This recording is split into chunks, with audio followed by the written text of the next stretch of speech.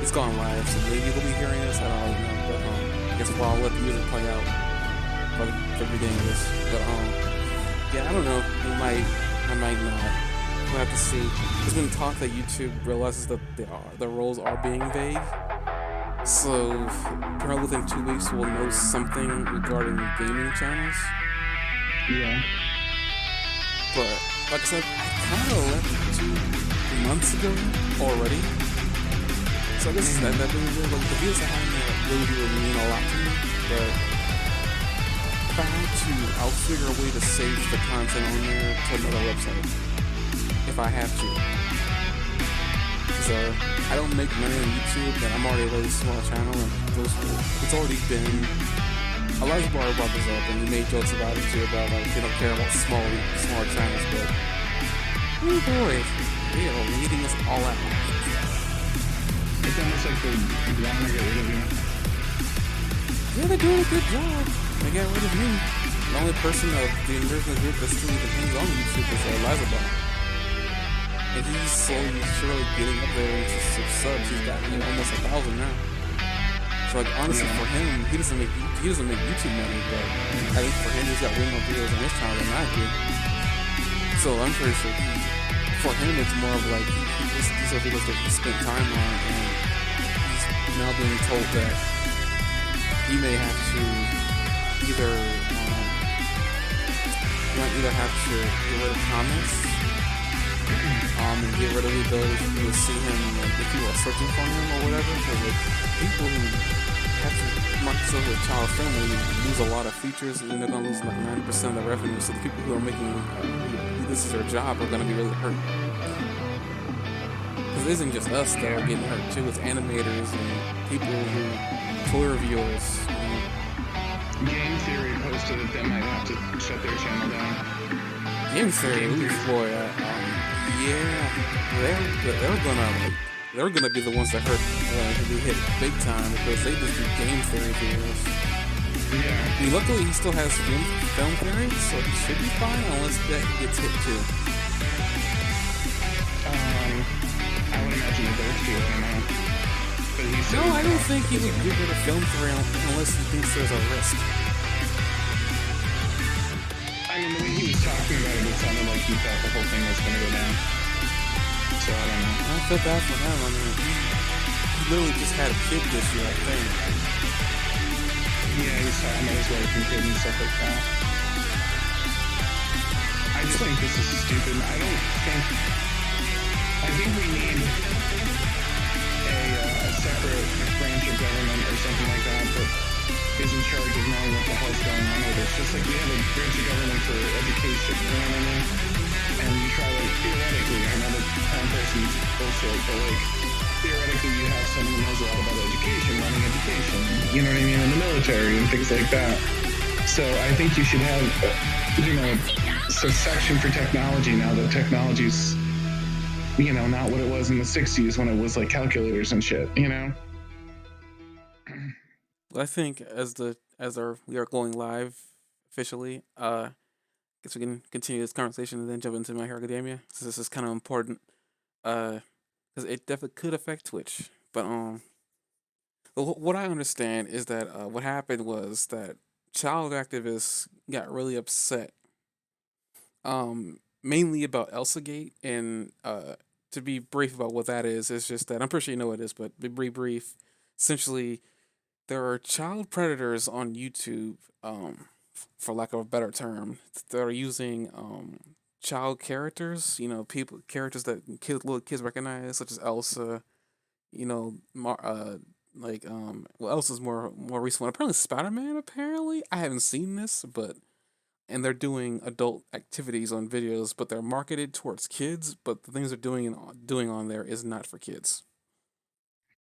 I thought it was just stuff that was inappropriate for kids, but like wasn't Well, I really mean that for that's kids. that's that's a part of it, but I mean that's what I'm saying is a part of a bigger problem is that Yeah. they don't have a control over what kids are seeing. Plus, apparently YouTube had been collecting data and marketing ads towards little kids when they shouldn't be. And apparently the law COPPA, which had been in effect for a long time ago, they were breaking that law. The Mm-hmm. activists caught wind of these things happening on YouTube and called the FTC and told them to that they're not happy with what's going on YouTube. The FTC went to Mm-hmm. YouTube. YouTube said, "Yeah, we hadn't been doing this or that. We have been collecting data, and they've been breaking the law." Mm-hmm. So, from what I understand, and I think Lesbury The even said this on his. FTC knows that these kids can just go somewhere else and find like whatever they want, Well, right? there is YouTube Kids, but I don't think it's the problem is that it isn't enough. It's against the No, law what I to mean is collect like, data. It's I against the hope law the to collect FTC data on doesn't little think that kids. they're.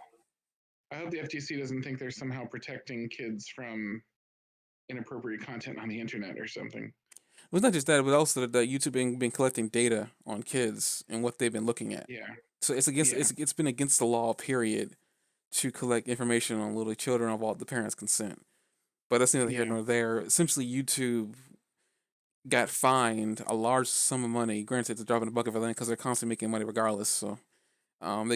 they got fined, and now and this is the thing with YouTube. YouTube's always been reactionary with getting sued. This isn't the first time they reacted in a way that changed the foundation of YouTube, and it's gonna affect us. The first time they got sued by Viacom, and Viacom sued them because at the time when YouTube was just coming up, people were uploading full on like cartoons and stuff like that to YouTube, and Viacom wasn't happy about that. More like one of the things I remember this was that YouTube used to be a place you can watch SpongeBob SquarePants episodes like all the way through. You can Mm-hmm. search on an episode and you can watch them all the way through. Viacom caught one of this and sued YouTube. YouTube reacted by making all this copyright stuff so that way they could cover themselves. So that way they didn't have to pay a fine again. YouTube's afraid of getting fined. And no matter how much money they make, this is the cold blooded truth. They don't want to get fined. Granted, no business wants to get fined, but they got fined. The FCC fined them. Now they YouTube settled, so they had to pay something and also do something as well. So now they have to they're trying to make it so that we gotta as a creator you got to define your content as either marketed towards kids or not marketed towards kids. Now you think that's not a problem. Well, the problem is that's so freaking vague because FTC also is saying not only are they fining YouTube, they're going to fine individual creators on a per video basis. Well, Um, YouTube set up their agreement so that you own the responsibility. they kind of essentially, passed the they es- passed the buck on it. essentially, yeah, they kind of like decided that the creators deal with this problem. So now, um, there's two sides of the spectrum on this problem now. That for whatever reason now, we have to define our content as for kids and not for kids. But the FTC also has some rules and guidelines that are so vague that people who make gaming content or people who make content that could be presumed to be for kids are in trouble. And a lot of these creators are making their living. They're paying their mortgage and they're paying their car rent. They're living off of this income they're getting from YouTube because their income comes from the ads. Mm-hmm. Now, some creators are in a separate, in my opinion, and this is just me being pessimistic, but there are some creators that are in a different box and they're going to be treated differently, almost guaranteed. I assume Markiplier is going to get treated differently under all this because it's well known that he curses and this stuff too. I don't think he's in danger. Um, Mm-hmm. but a lot of his income is probably going to get cut because creators make their living off of ads on YouTube. So essentially, what this for kids and not for kids thing is going to do is going to put channels in certain brackets so that way their YouTube's automated system can know what they're dealing with, and pretty much for kids ruins channels. It's gonna kill gaming channels. It's gonna kill animation channels. It's gonna Yeah. kill review channels that specifically deal with like toys and collectors. The collectors are gonna lose their job on the internet. I've actually seen videos of collectors popping up saying that they're afraid. This is a serious problem. I know creators. Yeah, there's a ton of YouTubers that have already gone out of business. Like dozens of them. You know what I mean? Like just the ones that I watched that have gone out of business. So Um, but I guess we can't spend too much time on this. I should have probably made this podcast for something else. But uh, essentially the toy collectors, like everything dealing with kids, if like the FTC, because they're gonna be coming to YouTube on a per video basis. If they see Yeah. something on your channel, a video, and it has, it doesn't matter if your intention was never marketing towards kids. Like for me, for instance, my gaming channel. This is why I'm terrified. I don't make money on YouTube, but my problem is I can get sued, regardless if it's a hobby or not. This is my Right. issue. They could take my Pokemon videos for instance. Pokemon is on a conceptual basis. Pokemon is for kids. They're gonna see that even though I mark my channel as not for children, or I'm not marketing towards children. I don't curse, but I have friends on my channel that do curse, and I kind of gave way to the whole like, well, I mean, I'm not. My intention was never to market towards kids, but Pokemon can be seen as something that I'm trying to draw kids in because Pokemon is technically for kids.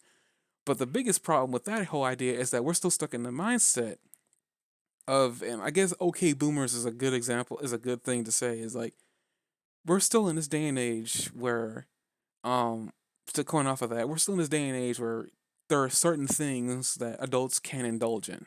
For whatever reason, it's embarrassing to come out saying, I like video games, or I like to collect toys, I like to collect this or that. There are certain things out there that for whatever reason, adults can't come out and say that this is something that they like to do. And for whatever reason, it's mostly the millennial generations that is what we're called, the millennials, that are into this stuff. So we're at stake to lose a lot.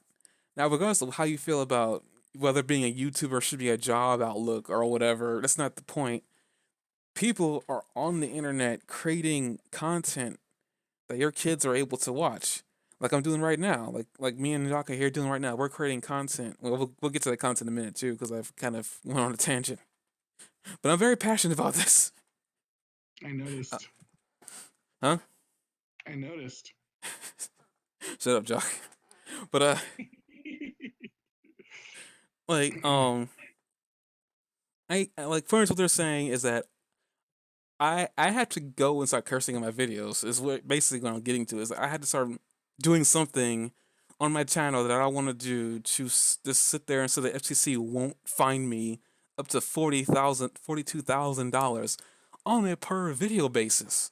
So Oh, son of essentially, a motherfucking cockroaching asshole. That's balls, dude. what? I just said a bunch of swears. We're good. We're cleared for this video. Well, I guess Jock's gotta be covered for that on that front. But Just saying. on a $42,000 per video. So essentially, if you uploaded 5 videos and they all got copyright, they all got struck down for being for kids, and you already marked them for not for kids. FTC literally just got over like 500,000 off of you. Well, a little bit less than 500,000, but the point still stands. Nobody on YouTube can afford that. Not even Markiplier could afford that. But the reason I'm not concerned that much about Markiplier is the fact that he's a household name. YouTube stands to lose a lot if Markiplier would just up and leave. So I'm almost certain that Markiplier and any other channel that has like 24 million or whatever, they're good because they're like, unfortunately, I like Markiplier, I really do. And if he does see this video for whatever reason, I'm sorry Markiplier, but this is kind of how I felt even after your whole YouTube has done goofed up video that you did. The only reason why YouTube is like even dealing with you is because you make them money. You are probably the most profitable channel on YouTube. You have weight. If you just up and leave, they're screwed. So y- I'm glad that you got them to fix your mess, but unfortunately, it doesn't do much because you mean something to them. You are a fat squirrel giving them a lot of freaking food. Good God, dude. But it's the truth. If you see Markiplier and just all this stuff that he's done, and I honestly believe the main reason they did something for him, and I'm gonna just drop this. It will probably pick up back on after we're done with the episode reviews because it's probably not much to talk about. We can probably talk about it all in one conversation. But Uh-huh. Markiplier, honestly, in my true opinion, if he decided to up and leave YouTube, I think YouTube would probably implode.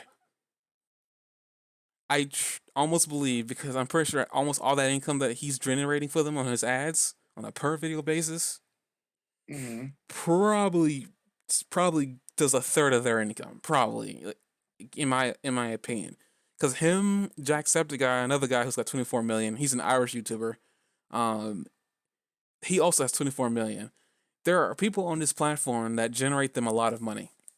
If they can't stand to lose them, but me or Eliza Bar or DigiDude, like, we don't mean anything. If, like, we have, well, Eliza Bar has almost 1,000, but me and Digi, we have like under 500 subscribers. If we were just up and leave, they wouldn't miss us. I already did up and leave. I'm here on Twitch right now. But enough of that. I'll come back to that if we have time. But onto this review. We got 3 episodes to review because we didn't come back the last 2 weeks. Some of that was my fault, so I take blame for that. But since we got 3 episodes, episodes 4, 5, and 6, they're dealing with the aftermath of what happened with Erie in the episode 3. No, wait. Episode 3, when, Midoriya and Lemillion, forgot his name, man. I forgot his actual name. But Lemillion and Midoriya found Erie and Overhaul. I think I actually remember talking that I didn't like Overhaul that much. And funny enough, for Overhaul, he doesn't show up much this 3 episodes, except for the first episode in episode 4, where he's talking to Shigaraki. I guess if you remember that, like, I guess what's your thoughts on that whole conversation, how that unraveled? Oh wow, you're letting me talk now? Yes, you can talk. I will Oh, leave dude. this. I will leave the stream and for you to talk. I will legitimately leave this stream for you to talk. You're talking about the fighting fit where he has a conversation with Overhaul? Are you talking Midoriya's conversation with Overhaul? No, Midori never. Oh no, not that conversation. No, that was. I'm talking about Shigaraki, the guy with the hands, talking with Overhaul. Is that one of the episodes we haven't looked over yet? That's episode 66, isn't it? I think it's episode 4 of season 4. I think that's the first episode that, like, after episode 3, where Midoriya and Overhaul had their little, like, back and forth in the street. Oh. Yeah, that's true, but that's one episode ahead. I think we were starting on 67, right? We haven't reviewed 67 yet. You're looking at 68.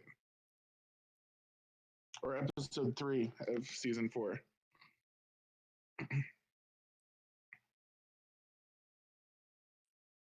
Wait, am I? Wait. We haven't done 3, 4, Oh, and wait a 5. minute. We hadn't talked about them meeting Overhaul yet, have we? No. I thought we did, though, because I know we reviewed 3 episodes the last time. Are you sure? I'm almost certain. I feel like we didn't because that episode was so pivotal.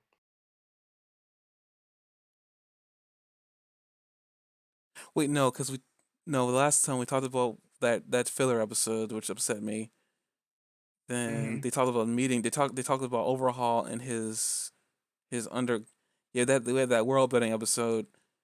Then we had. Oh, that's right. We talked about him meeting Night Eye. That's what we did. We talked about him meeting it. So you're right. Yeah. Yeah. We hadn't talked about them meeting Overhaul yet. So actually, sorry, we backed that train up. I'm just trying to keep you on track here. You know, if I don't, nobody will. We had a viewer, and now he's gone, or she. Yeah, Sorry. I don't blame him either. Oh, screw you. But I guess I would have been gone. Good job. okay. Viewer. So we hadn't talked about the meeting Overhaul yet. So I guess the episode starts off with Lumillion, or I forgot his name. What's his name? What's his actual name? The guy that goes through the walls. Yes. I don't care. Wow. Just wow. just I keep waiting for him to be irrelevant, but I know he's not going to be. You really don't like him? I don't know. I guess he's Sunny. He's like the Captain Marvel / Shazam of this universe. Can you explain that a little bit more in more detail? Yeah, he's really powerful, and he's considered one of the big hitters. But he's also very childlike, um, and like not like I don't know. There's not like a lot of depth to him. I don't get why he has the number 1 million on his shirt. Like, That's the you know, people. That's the number of people he wants to save. oh, that's right, that's right. He's always like, I don't know. He's just sunny, and he doesn't take anything too seriously, and he's really proud of his ability to make jokes and make Night Eye laugh, and he just doesn't seem like super focused. Like, I'm not intrigued by him. Do you know what I mean? I think he's probably very heroic, but I'm not intrigued by him. And then, like, I don't know, he lacks that goodness, simplicity, depth that some of the other heroes have that I really get attached to. In fact, I felt like he sort of, I don't know, I felt like he kind of talked Midori into drinking the Kool Aid a little bit in this episode, and I was a little annoyed with that. What you mean talking about like Midori not get involved with that little girl? Yeah, Midori is like his thing is that he sees morality as absolute. You know what I mean? Like that he sees it as like a one-dimensional, it's exactly what it appears to be kind of thing. And then like he gets involved in this, and like the guy convinces him to do something that he really ends up regretting later. It turns out to be a mistake. Where Midoriya, Well, like, this is what Stain doesn't like about the heroes these days, that they're not truly heroic. They're like focused on the big picture, that they're seeing this as a business, you know what I mean, and things like that, that they're very tactical and things like that, but like that they do it at the price of true heroism. And then he sees Midori and he says, "You're different. You don't care about anything except doing the right thing at all times." And he has a lot of respect for him. And Midori has like a certain level of respect among the more noble of the evil characters in this universe because of his high principles. And then here we have that moment where he's like, "Shh, keep your head down. Like, you can't do this right now, blah, blah, blah." And Midoriya's got to put his head down. Now, I get that that's probably a lesson that Midoriya needs to, like, learn to some extent, but it did kind of compromise his morality, and it is something he greatly regretted in the long run. He was like, "Okay, I'll listen to you. You're the boss." And then later on, he's like, "Damn it, like, we really needed to save her. well, I And we're mean, going to do it also, next time." I mean, Lemillion also regretted it too. I mean, he was upset with himself, but the whole idea was that, like, the whole Mhm. idea was that they were supposed to be, scouting out areas. They were never supposed to even meet him. That was all Yeah, accidental. And on top of that, yeah, I understand like maybe they should have gotten involved, but at the same time, it's more like they didn't know what they were dealing with. They didn't know what abilities he had. They didn't yeah. know how much he knew about them, and When vice did that versa. ever stop Midoriya, though? When? Like, when in any of these episodes has that slowed down, stopped, or caused pause for Midoriya? Like, he runs in without thinking and tries to save someone, which is why All Might picked him in the first place. They're heroes, not soldiers, not police officers. And in this case, they're acting like police officers and not necessarily the selfless, unthinking, like, rush in and do the right thing heroes that, like, instinct that Midoriya had that had him, you know what I mean, spotted by All Might is different than the others. That had him spotted by Stain is different than the others. Yeah, I get that, but I'm just like from the way this world's been built up to this point, and then introducing as much as information they introduced as like the whole hero system and the whole license system. They can't just have anybody. And as much as Midoriya has done this in the past, as he has gotten praised for it, he's also gotten berated for it. I mean, look at crap dang it, Eraserhead. In a recent episode we're going to talk about, he ends up freaking telling Midoriya that, even though at the grand scheme of things he does admire his will to help people, he still hasn't regained his trust because Midoriya's done some stupid stuff in the past that's almost gotten him killed. And He didn't gain his, he didn't gain Eraserhead's trust, but you can see that he did gain his respect. I mean, he He's hasn't like, you know regained what? his trust yet, but he has gained his respect for. I mean, that's what I'm saying. Like, even though he hasn't regained his trust again, he has his respect that he does respect that Midoriya does do what he does. But also the problem is also that he's too much like All Might, which he's still on that whole. He honestly, I think Yeah. he's drinking more of the All Might Kool Aid than he's drinking the Lemillion, in my honest opinion. I mean, even All Might's has been talked about Midoriya is he's still stuck on the whole trying to be All Might thing because he hasn't really discovered himself yet. Which I don't know Doesn't he when or call him the if prodigal? He calls him the prodigal hero, doesn't he? who, All Might. Eraserhead. No, he called I, him the problem child, right? yeah, he call him the promo child, but honestly, I mean that stereotype is the stereotype of that is that yeah, it's the kid who's has the most problems, but also is the one that does the most. He has the potential to do the most out of anybody there. At the same time, yeah, I understand that. Honestly, in my opinion, yeah, he probably should have got involved in Saint Area because I'm almost certain he's faster than he's faster than Overhaul. He already kick in on 5%, shoot even 8% when he fought Kachan. But I'm almost certain he probably could have gotten the way. But the whole point of the mission was just to scout out.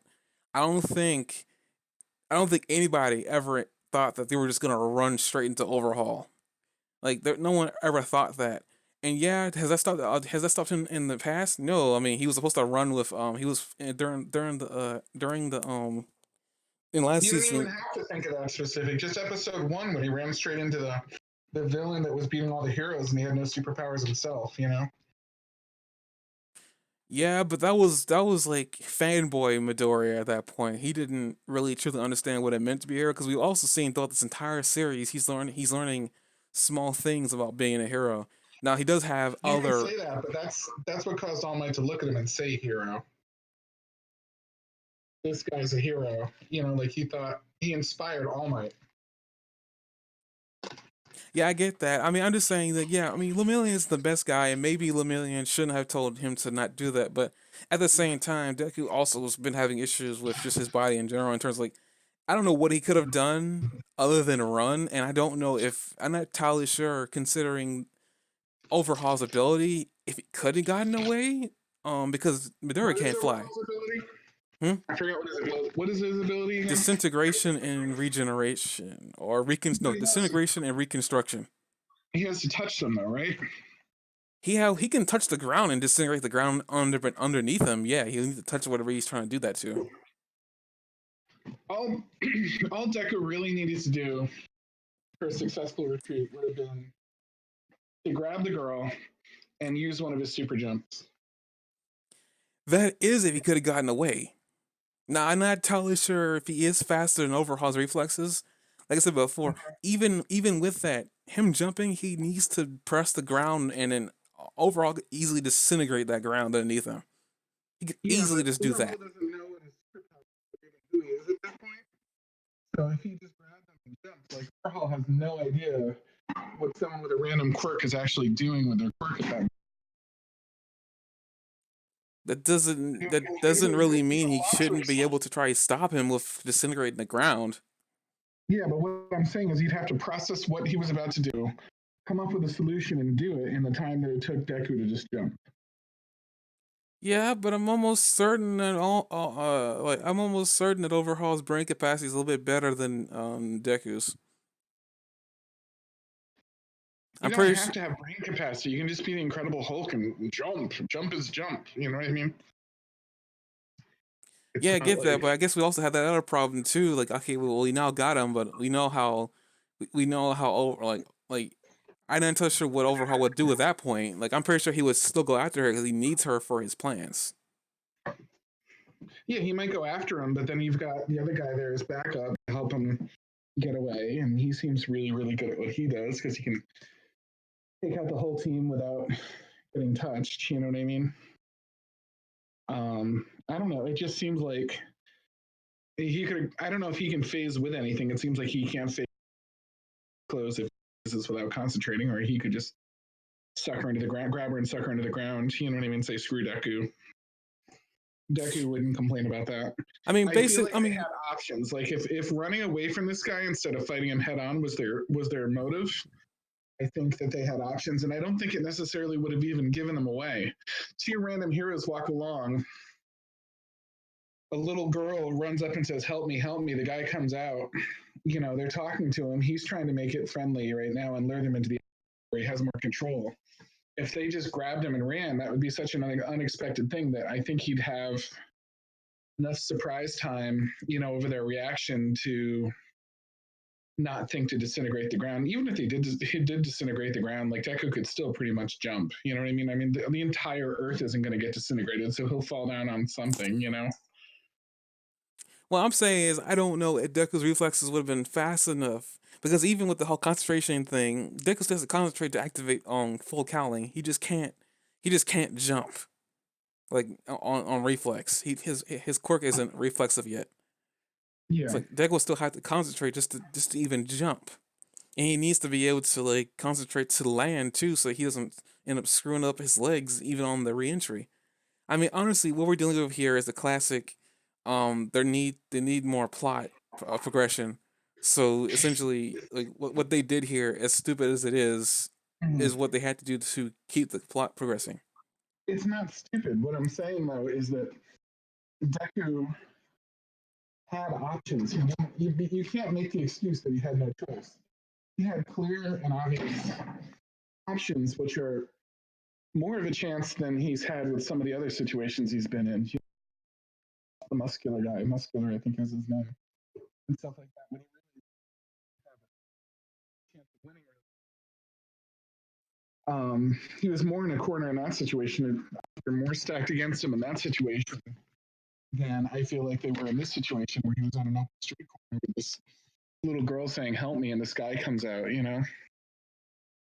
It's not within Deku's personality necessarily to retreat from that situation, but the other guy he respects, and he's been kind of pounded into him that he needs to listen to his superiors, and the superior said we shouldn't do this, and then that came Well, here's the thing full towards that circle. whole like you bring up the whole he's on a street corner, and this little girl comes out of nowhere saying help me," like what and the guy comes out of the corner comes out of the I would to most people that look like a father trying to discipline his kid, and the kid's running away, and he did call her his daughter. If Deku decided to take that kid and run, the most of the people around him, because he was surrounded by people, he couldn't just straight up take that kid, regardless of what it seemed to look like to him, because that's not something a hero freaking does. They just don't take a kid and run. That look like that make him the villain in the public's eyes, and he's not trying to do that. And in a real way, Luminian, observed the situation as like as you say, it's not probably not the best option they had, but like still thinking about that, like there are also heroes are already having to deal with public image issues to begin with. Like the public doesn't Mhm. really trust them to begin with. If Deku, a hero in training, were to up and take a kid, and, even if the whole point, even if it was for a positive reason, because he believed that he was a villain and he knew he was a villain to begin with, the public doesn't know that. They don't know who this guy is, regardless of how shady he looks. Well, they knew for a fact he was a villain. They knew which villain he was. The little girl's covered in bandages. She's terrified. If a little girl ran up to a police officer like that in the world today, the police officer definitely wouldn't send the little kid off. I'm just gonna be a little pessimistic there. If that kid had been black, I'm not 100% sure. Just gonna point that out there. This just a serious accusation I have. I know this has nothing to do with racism or race skin color, but I'm almost certain if it would have been a black kid, they probably wouldn't have looked another. They wouldn't have looked at that kid any different. But back onto the anime. Mm. The point is, though, like, if a police officer came before court and said, Your Honor, a little girl covered in bandages, looking terrified and shivering in fear, ran out of an alleyway, ran up to me, hugged me, and said, Please don't let him take me. The man wearing a creepy ass fucking mask walks out and says that he's the father and to let them take him. And I said, No, we're going to look into this. I don't think a court would ever sentence a police officer for feeling like that was worth the investigation without just giving the kid back. Well, we're dealing with a fictional hero world, and heroes gotta abide by rules, and also this is a hero in training.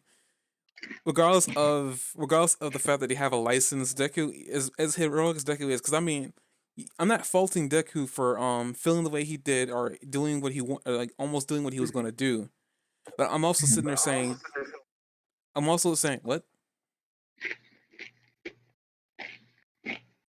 What? You there? What? Hello? Yeah, I'm here. No, I'm not faulting Deku for almost doing what he was going to do. If I had been him and I had that power, I probably would try to run away just to see what would happen. But at the same time, what I've also learned from this series is that public image means a lot, and it's like Mhm. you don't want to come off, regardless if your intentions are positive, you don't want to be seen as a bad guy. Even if you are saying sitting there, you see this guy with a creepy mask and gloves walking out of an alleyway saying, "This is my kid. I'm sorry." Even though she's got covered in bandages and whatnot, she's got a horn out of her head. She's crying, shivering. Mhm. She's terrified. She obviously has like something has been happening to her. Regardless of all those situations in mind, I don't think they had the authority to take that kid. Mhm. In a situation like that, I honestly feel like even a cop, they would first have to gain the authority. Now, if the Mhm. kid definitely did say to a cop, "Please don't let him take me," all those situations, yeah, the cop would definitely have to take that little kid in because they they have the authority on the spot to do that kind of thing. Heroes have already been shown that they have to abide by laws like anybody else. They have stricter laws than any like normal citizen does, and I'm pretty sure cops have their own set of laws they have to follow in that world because they work with the heroes in this universe. But Mhm. yeah, I mean, I guess I can say yeah. Like Deku respects the heck out of Lemillion because he found out that Lemillion was supposed to be the person who was supposed to get one for all. Deku already Mhm. feels pretty bad about that to begin with. He feels like he stole that from him. When in reality, no, he didn't. I mean, I don't know how Lemillion feels about it either. Lemillion, when he first got his quirk, he was very saddened and he couldn't do a dang thing, but he learned how to work with his quirk. I highly doubt he probably would have accepted that quirk even if it was given to him. Because he had his Mhm. own dream to begin with. But we don't know that because no one's ever told him that, and I don't think he'll ever get that knowledge ever given to him. Which I almost feel like that's kind of wrong in that regard. But whatever. Yeah. Um, That the rules that stop superheroes from being superheroes is definitely a very constant and pervasive theme in this. In episode one, when he attacks the slime monster, like Deku comes running in head first, barrels in, throws his bag, does everything he can at him, and there's no question whatsoever of any repercussion for him attacking something, a villain on the street. As soon as he gets his superpower, he cannot attack a villain on the street anymore for pretty much any reason. And then he actually does and does a shit ton of good. Like, is instrumental in capturing Stain with a few other heroes, in training, and saves lives, specifically heroes' lives, the most. You know what I mean? And then he's almost severely reprimanded for using his powers, and his the teacher that was in charge of him loses his license for a little while. Do you know what I mean? Gran Torino, and you see this stark difference between like what he's allowed to do before and what he's allowed to do afterwards. And he continuously gets beaten down over and over and over again for using his powers and being a hero to the point where he and Bakugo basically have a sparring session, come back and get severely punished for that. And then here you have him finally, like, after being beaten down, beaten down, beaten down for always doing what he feels is right, you finally have this situation where now he's like, he's done. You know what I mean? He's like, fine. You know what I mean? If you're going to punish me every time I do the right thing, then I'm going to listen to you. And what do you want me to do? And this is the very first time that he's acted like a soldier or a police officer and not like a hero. And I think that theme is really interesting. And I thought this was an interesting turning point in that plot. You know what I mean? That for the very first time, Deku did that, and he regrets it. Now he thinks he's probably not going to do it again. But like, it's the very first time he did that. well, I mean, I understand the point of the law, but at the same time, that law is definitely very bad for a freaking hero to begin with. But at the same time, like the whole point of the law was, I think they didn't explain this. At least that cop did. I think that puppy dude, whatever that guy was, he explained or something got explained that quirks are still relatively new to the world, and they don't know they don't know what the lasting effects is going to have on society, and they just can't have anybody running around using their quirk. So it's not really a law against Heroes is more of a law against quirk usage. Like they don't want anybody Yeah. just using their quirk out in public because of all the detrimental damage that it does to the world. But then again, I will point to be a devil's advocate for using your quirk. Mhm. For a world that has this problem, you guys surely know how to rebuild quickly. I swear, there are certain places. Like good example, All Might versus All for One. That area. I think that place got rebuilt immediately. I don't think we heard anything about there being any closures or anything in that world. They rebuilt that area quickly, from what I can tell. Until they Mhm. explain what happened to the area, in my mind, they rebuilt that thing in a day. So for a world with laws that prevent you from using a quirk, you can certainly rebuild really quickly. Um, on top of that, apparently you can use your quirks in jobs too. Apparently, from what I can tell, so it's not just like being a hero is just the only job you can have your quirk in. It seems like there are various certain circumstances where you're able to use your superpower. But Maybe in for this world, IKEA makes skyscrapers. oh dear God, if that's what the case, if that was the case, I'd be so done with this show. I'm sorry. If all the lazy world building I would have ever heard, that's probably the worst. Because this show does a good job with it. This show does a good job of it. If they freaking were to say that IKEA exists in this world, I'm so done. They better not say this the real reason why they can rebuild on a dime like that. Because another thing too, I mean, I guess before we move on to episode 4, because I mean, other than that, because that was really the major point of that episode was that they were dealing with overhaul and they let the little girl go. Granted, the little girl went on her own, even though she was persuaded by fear. But that was still consent on her part. Great. I wonder what the age of consent in this world is anyway. Don't that's no, not gonna go into that. But uh, what was I? I forgot what I was supposed to say. That You're was going a to explain to me how that moment in the forest when everybody's being attacked by Mustard and the others, and they have to broadcast that they're allowed to use their quirks to save their lives, and how that fits into your view of all this quirk restriction. I don't. How even to save your own life, you need permission to use your quirk. Well, I mean, I think even though these laws have been introduced into like the lore of the show, the lore, or at least even the show, even kind of shows how stupid it is. Like honestly, in my opinion, the author's doing a good job of like really showing. I'm not saying you don't think this either, but the author's doing a good job. At least the creator of this thing is really doing a good job of showing that these laws are very restrictive. I mean, even so restrictive to the point where yeah, you had to have a superior who has unrestrained use of her quirk to broadcast to everybody in their minds in a class on a class training field trip regardless to use your quirk because you're not allowed to. Um, so much so that like even before that, like where this because before it wasn't really shown that much that there was quirk restrictions. They didn't start showing that until like Stain popped up. Mm-hmm. Because the main thing was that they're saying they can't afford to have heroes killing people. But even with that, I'm like, well, that just I mean that should be part of like learning how to control your quirk. I don't know how you learned how to use your quirk or even learn what your limitations are.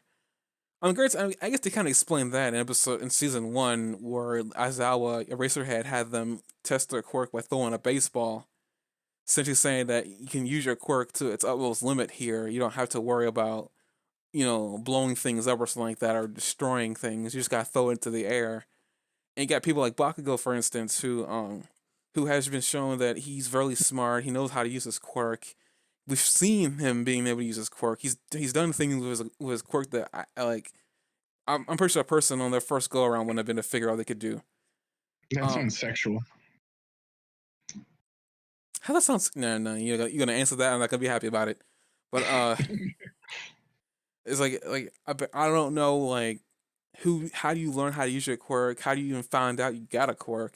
It seems like it just manifested in you as a 4-year-old, and that's just about it. And I don't know how you learn how to use it. Like do you go to a school to learn how to use your quirk? How do you do that? Um, because like Bakugo, for instance, like granted, we saw when he first got it, it was small explosions, but who's to say that he didn't have a bigger explosion, not sexual, Right. or even Uraraka, she can touch things to make them weightless. I'm pretty sure the first time she found that out was probably the funniest thing in the world. Or even Froppy, for instance. I mean, Oh, what are you talking about? Be careful what you say now. her family is a bunch of frogs. Spoiler alert. Her family is a bunch of frogs. Like every Mm-hmm. single one of them looks like a frog. Her sisters and brothers are like tadpoles. But I'm almost certain that was probably freaking weird to find out she could hop around and spit her stomach out, which I don't know how she found that out. That's a very I feel like she probably. that's a I very feel like she minute probably ability, by the way. somehow grew up knowing this. Do you know what I mean? Huh? In her case, I feel like in her case, she probably just grew up knowing this. I guess that would be true. I guess considering her family is a bunch of frogs, I guess it would make sense that Yeah, she would know about her abilities ahead of time. So I guess that makes yeah, well. She didn't know about her invisibility quirk, did she? Her invisibility power. Like she found that out. yeah. But everybody found out they had a quirk. I guess he goes through the same argument about freaking Bakugo because his parents, um, his father can, his father can, his no, his father can ignite air or something like that, and his mother could sweat nitroglycerin. So essentially, their kid by proxy could make explosions. Is what I remember about his parents' abilities. Yeah. So I guess in the same way, you could say like, okay, maybe he grew up knowing that what his parents could do and what he found out what he could do as if they were merged together with him. I mean, even Todoroki, I guess he would have found out about his abilities. I'm just saying, like, I guess like it's kind of one of those weird things that they get these laws instituted, and they got a hero job, as a product of these powers showing up. Uh, Mhm. So it's like I guess at the same time, it's like it was always learning, and maybe they'll get to that point where it's starting to realize that But then again, I mean, even Gran Torino, even though Gran Torino didn't seem all that concerned about his hero license, because I think he said that he never really became an official hero in their words. He's a hero, but he isn't recognized by the association or whatever. He's recognized for all the good he's done, but he isn't like an official hero recognized by the government or whatever. Gran Torino. Yeah, 'cause I think he said something because even Midoriya said like he's done so much for the world and stuff like that. Nobody knows his name. Like nobody knows about Gran Mhm. Torino other than the heroes, but the world He doesn't know about temporarily him. lost his license for what Midoriya against Stain. Yeah, but I think he doesn't plan to get that renewed or something. I forgot. The way Gran Torino stated, he wasn't he wasn't officially recognized as a hero. Like they didn't recognize him. Like he wasn't like the hero that All Might is or Endeavor or those people in like the top 10 or whatever. He isn't like recognized. Like he isn't like one of the top big dogs, even though he's really strong. Yeah, He but I think he is recognized as a hero even I don't know. for I thousands forgot of the way heroes. I forgot the way he freaking said it. But he told Midori because Midori asked why don't more people know about you? Why are you like why are you hidden? Like I guess it's more like he said he wasn't about that or something like that. He just didn't want to do that or something like that. I forgot what it was, but he made it sound like he wasn't Mm. like even though he was a hero and he has a hero license. I don't think the world recognizes him or something like that, or he just doesn't like. I mean, it's kind of like how Eraserhead does it. He's underground. He doesn't go to the press and stuff like that. They do know of him, but he isn't like you can't get an interview with him. Whatever he doesn't do that kind of thing. He got a hold of that press guy, or that press guy got a hold of him and asked him for permission. Yeah, I don't know how this world works. I just know that apparently they called like a freaking Medora called him the underground hero or whatever. Like he doesn't like do things in the spotlight. Like he like Eraserhead's like one of those heroes that's actually recognized as he doesn't do things in the spotlight. But I guess on the Yeah. whole like I guess quirk rules, I don't really know. I mean, the first time they even explained that it was when like they nearly killed Stain out in that back alley. Yeah. Was it at the end of the day, like from a writer standpoint, kind of convenient that you bring up this you bring this up now. This is information we could have used when they first went to school. We Hmm. barely even see them in class half the time. Like the only time we do see them in class is with Aizawa, and is whenever they're talking about internships or whatever. We do know they do normal subjects in this class, but we don't know We know like. that we know that Gran Torino is well known by the higher superheroes, though. Like we know, obviously, Well, I mean, yeah, I know. That's what I was recognition saying. I mean, by I know he's well known by the main heroes, but I don't think the public knows about him, yeah, as far as I can right. tell. But like he was part of the fight against All for One. Yeah, So I I'm think pretty sure his name got put in the paper at that point. I mean, I'm pretty sure you can't hide your presence when you're getting pummeled by All Might. yeah, but I mean that should I should think that any of the heroes that were present there were probably in the public's eye pretty hardcore for that fight because like it looked like pretty much the entire world was watching that fight, so he would have been on that list. Yeah, I'm pretty sure. I mean, I don't know what the exact wording that he stated, but it was something that made it seem Mm-hmm. like that he wasn't like on the Mm-hmm. same like pedestal as other heroes are. Like he Mm-hmm. isn't like as far as like he doesn't get accolades and stuff like that. He doesn't get recognized. He just does his job and that's it. Mm-hmm. Um. But I guess like that's the end of the episode 4. Episode 5, we go into. I think that episode is like. You're gonna Oh, skip the whole part with All Might and how he dies eventually. that's in the that's next to the next episode. I think 1967. That's episode 4. it is. It's like the second half of episode 4. Yeah. I did call Fighting Fate. I guess I'm getting that mixed up. Crap! I thought that was all in the next episode because like I'm not looking at it right now. And the episode that I was about to go to was about Red Riot. Okay, never mind. I don't know how much of that is true because I mean, Night Eye explains that his quirk can see into the future, how far, and apparently you just found out too that how his quirk really works. He sees in first person, Mm-hmm.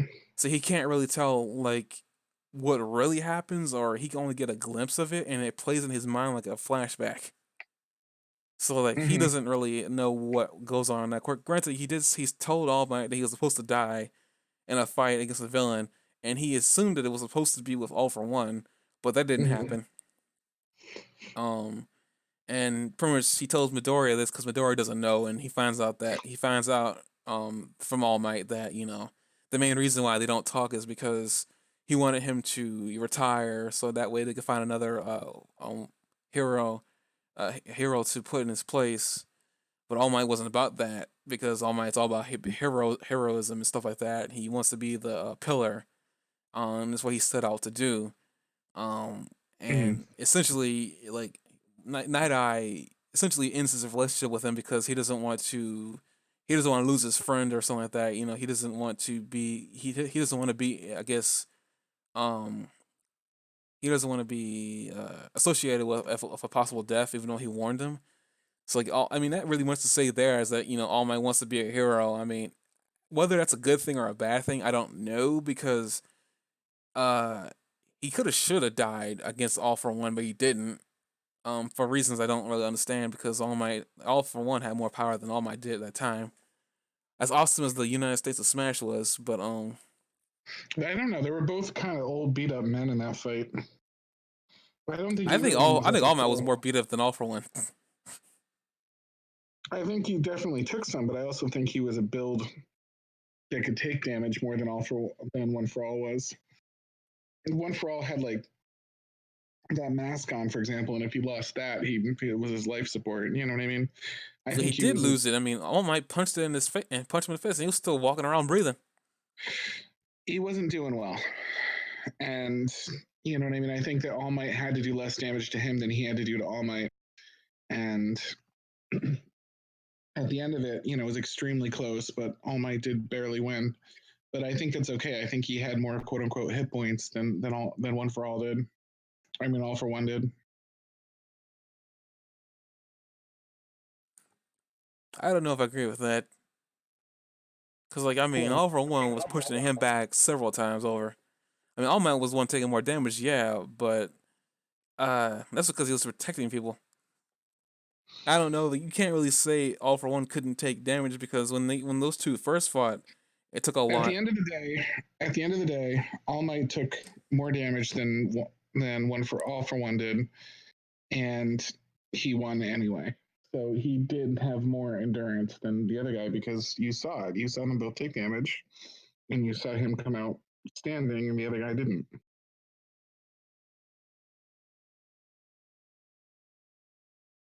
I mean, I guess I can accept that, but where was I going with this? I forgot. Oh yeah, I mean, like not much to talk about with like that whole like the, seeing into the future because his foresight Mm-hmm. can't go that far anyway, and the farther it does go, the more uncertain it becomes. So it's like, I mean, Mm-hmm. as like, I guess in a real certain situation, like, I guess I can say I can agree with All Might's decision because the future Mm-hmm. isn't certain. So I mean, yeah, if he is supposed to die, he can just change that future because like I mean, anything you do now in the present, as long as time travel Mm-hmm. rules still apply, anything you do now will affect the future. So Yeah. if there is something that if there is something that he can do to prevent that, I mean, I think All Might had everything had every right to do what he did and say what he said. But also, I Mm-hmm. will say I agree with Night Eye. He's supposed to be your sidekick, and on top of that, I'm starting to think the main reason why All Might doesn't take sidekicks anyway isn't because he's trying to protect them. He's trying to prevent people from telling him what to do. Um, it's one of Well, and those they're like it's also he's so much more powerful than the other heroes that they're also generally a liability. I don't know. I mean, as I said before, Best Genius did a good job holding back All for One. Yeah, until he got shredded. I know, but he was still able to hold him back. That shouldn't have been Yeah, possible. That shouldn't but have been possible. he didn't stand a chance against him, and that was the number two hero or number three or whatever. So you know, Well, all I'm saying is like that shouldn't have been possible. Judging from where he's yeah. supposed to be on the totem pole, that shouldn't have been possible. The person on that totem pole that should have been able to hold back All for One, and he didn't even attack him for reasons Mm-hmm. unknown, is Endeavor. And even Endeavor couldn't close the gap between him and All Might. So I Yeah, mean, he said Never said himself that we don't stand a chance. It's got to be you. that was like Gran Torino, I think. That was Endeavor because I remember that really struck me, that line. No, it was more like what's with that pathetic. Well, that's in English, but what's with that pathetic little body? Like show them why you're better. Like I mean, he explained that he was trying to close the gap between him, but he could never do it, and it's the main reason why he Mm-hmm. did a lot of what he did. So Yeah. pretty much show them why I could never close that gap. Show them why you're better than me is a better way to explain what he told him or what he yelled at him. So I mean, Mm-hmm. in a real way, that was like a really powerful line from the dude who we've seen grunting around All Might for most of seasons 1 and 2, Yeah. and most of 3. Like that was a Mm-hmm. pretty much of a really powerful line there. But like I said before, like Mm-hmm. in the grand scheme of things, Best Genius shouldn't have been able to hold back All for One. Honestly, I'm gonna sit there and say play devil's advocate. I'm pretty sure All for One was letting him do that. I'm pretty sure he was letting him do that because I mean, like when he activated his quirk, all his quirks, he broke free and just landed him into a mountain of rubble. So Mm-hmm. I guess if And also, anything, I would even, I was to support what you're saying. I would even suggest that he wanted to learn about his quirk to decide if it was worth stealing or not. I mean, he definitely did say that it didn't pair well with Shigaraki's Yeah, he's like, personality. I'm not gonna take it, and then he just like killed him. So I guess So I he mean, granted, amended. as a feat as that is, at the same time, it's Mm-hmm. not a feat because I'm pretty sure looking back on it, I think he probably He just was let just him do that he was playing with his food. essentially. Um, and that was a sad tip. But I mean, it was still an awesome in the moment thing to see that another hero at least managed to grab him because uh, as far as I can tell, he's freaking fast, and him and All Might were holding each other back in that fight, and they weren't going all out to begin with. So it was like one of those random things. Like it almost looked like just Genius, but then again, like I said before, in realistically speaking, on that totem pole, Endeavor should have been the one that could potentially hold down All for One. He didn't attack him, but we don't know if that's the case or not. and we may never know. So, whatever. So, I guess the only big question that's left from this episode then was the thing with Night Eye. What thing with Night Eye? He can see the future, right? Uh-huh. So theoretically, he could spy on Froppy taking a shower if he knew when she was doing it.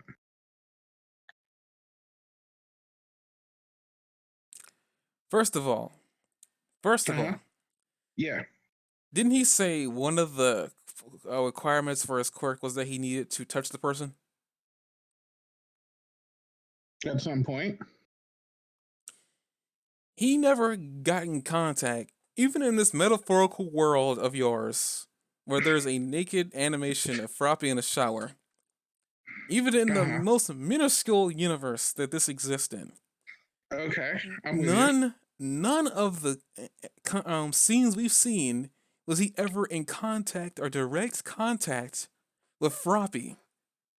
But Therefore, in episode 69, An Unpleasant Talk, he calls a big meeting and has all of the UA students come there, right? But did he touch Froppy at all in that moment? I think he called that meeting so that he'd get a chance to touch Froppy so he could spy on her. Why else would he want everybody in the same room like that? Well, in that episode, he essentially called a meeting so they could talk about Overhaul. But the students, the UA students, everybody's complaining that they're dragging the room down, that they're slowing everything down, that they're causing the meeting to be much less efficient. Froppy has nothing of value to contribute to this situation, and yet they were invited into the room. Because they worked with a pro hero and she thought they were going to be helpful to the cause. But they could have been brought out of the room so they weren't interrupting with their questions and stuff like that. Debriefed afterwards after all the decisions were made about what was going to happen. But no, they were invited into the room. They were pulled out of their daily activities, brought all the way over here, had to take a train down, come in and sit down and talk to him. He wants to touch her at one point so he can start picturing her in the shower. He's sick of Bubble Girl. Look, even in the animation, Bubble Girl's sitting directly next to Froppy. He's tired of Bubble Girl. He put his assistant right next to Froppy so he'd have an excuse to come over and talk to her.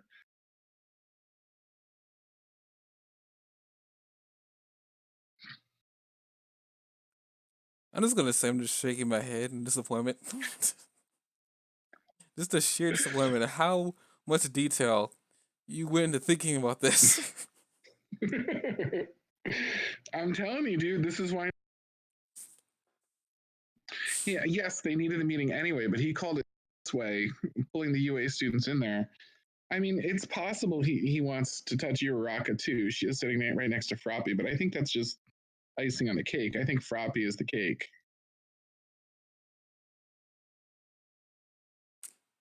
You just want to see an animation of like Uraraka on top of Froppy, don't you? Yes. Yes, I do. That does say I wouldn't welcome that, but at the same time, why? It's what Night I did. I guess in agglomeration of all these episodes together, that last episode, yeah, they were brought into a conversation to talk about essentially past failures. Also, we didn't bring up that Kirishima was brought into the fray too, because the prior episode was called Run, Red Riot, Run. And that episode, all I can do is sum it up with just hot damn, that was a good episode for Kirishima. It was a good solid episode. That was like one of the things I was waiting for because I read that in the manga last year and I was so freaking excited because I was like, yes, I'm gonna give another character some little development, even if it was very little. They finally gave another character some development. Even foreshadowing they were gonna get some backstory on Kirishima when he was in middle school apparently. And we also saw a hint of another character in his backstory. The Who's that? alien chick. Or I forgot her name. The girl with the pink skin. Oh yeah, They knew each other in the acid girl. past. Huh? Mm-hmm. The acid girl. Yeah, that's the girl. They knew each other in the past. I wonder what that's Yeah. supposed to be about. But I guess in this episode, yes, it was about Kirishima, but they also did some little bit of world development there too, saying that because we also got introduced to another hero, pro hero called Fat Gum. Apparently, in the episode afterwards, we found out that he was like recently like I guess he's like a newer pro hero. Apparently, I guess is what Fat Gum is. He's like a newer pro hero. Um, Seems kind of weird that I bring it up there, but essentially he's like a new pro hero, but apparently there's some drugs going around the world of My Hero Academia, which isn't too much of a surprise. We got the Yakuza. We might as well have some steroids running around too. Or non-steroids, because there's apparently some medicine going around that can nullify quirks. Or in quotes saying do damage to quirk genes. Did you say that Fat Gum is a new hero? I think he stated that he was like a newer hero. He wasn't like it's not like he's new. It's more like that he's kind of like in that room of heroes. No one's ever met him before. Yeah. That's sort of a plot hole, isn't it? With him being like a newer pro hero. Yeah, because the UA was only accepting students working with heroes that were well established. With the UA that had like successful working history with them. Well, I'm not saying he doesn't have a working history, but from the way he described it, it's more like that he's been around for a while, but I guess maybe he's just now getting recognized or whatever, and like and no, not many heroes know of him, so they brought him in. Because I mean, he stated that he's done hero work in the past, and he has a history, so he What must be UA students recognized was enough. what UA students was Fat Gum working with? He was working with Kirishima and Sun Eater, that guy who is shy a lot, the guy Oh, who's a okay. part of the big three, Okay. and it's more of that Fat Gum asked for Sun Eater. I think he stated that he asked for him to come along, and Sun Eater just brought Kirishima along just because I guess because he could. Yeah. Well, he wanted to get as many UA students in there as possible so Froppy would come. And I guess onto that, like the girl of the big three, asked for Uraraka and Froppy. Just by the way, that's so freaking weird. Not that I'm not happy that Uraraka's a part of like this arc, but at the same Yeah, time, and Froppy too. it just seems kind of weird that of all the girls in that in the class 1A, they pick out Froppy and Uraraka. And not no disrespect to Why? Froppy and Uraraka, it just seems kind of weird to me. I don't It's know if like, it's I don't know if it's extremely weird. huh? Which heroes do you think they should have picked instead? I think they could have gotten more use out of Creati, because she can create anything. If there's ever a plan Yeah, that they could ever use, I think they could have gotten more use out of Creati. I don't disagree about her, but who else? What of the other females would you have picked? I think she's the obvious, but who else would That's you the have picked? problem, and like other than maybe Jiro, the girl with the with the sound quirk, because she can like hear things through walls and stuff like that, so she could be really good for stealth. She would have been okay with Night Eye, maybe. Um, but Uraraka has shown a lot of resilience, a lot of adaptability. She's shown a lot of heroism. She's shown that she can grow really, really well. And you know what I mean? Like she's very like achieved. Like she's made a lot of accomplishments. I'm not Froppy, like discounting her. I'm not yeah, discounting her achievements because she's my favorite girl of the entire group of like yeah. female heroes. But it's like Creative deserves it more than Froppy, but Froppy experience working with her previous hero. So if they're trying to pick somebody that they think would be a good, safe choice for a hero, they've got this person that always follows orders. That's like really on the ball as far as like cooperating. Probably had a really good report from her past hero. You know, who I bet would even not mind like recruiting her as soon as she graduates. You know what I mean? So I could see her, like, if they're looking for someone that was a really safe bet, they've got Cready, who kind of goes rogue sometimes and is like a little bit less stable in a few ways. Like she's a really good leader, but she lacks confidence. She hesitates sometimes in clutch moments. She goes rogue and goes off on special missions sometimes, things like that. Or they have Froppy, who's a really safe bet, who's probably just going to do what she's told, be a really reliable, solid like partner, and go about her day.